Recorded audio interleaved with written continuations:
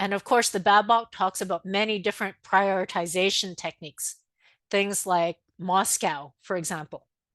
You can do prioritization to help say, thank you, Scotty.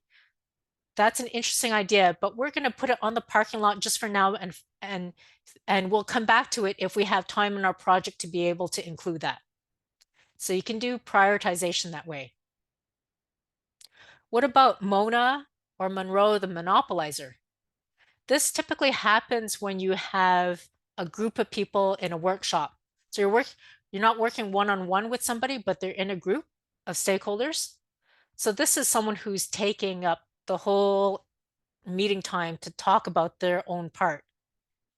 So in that case, what you can do is thank them for their input and seek input from others. So you can use some balanced points in conversation. You can say, thank you, Monroe. That's a really interesting point.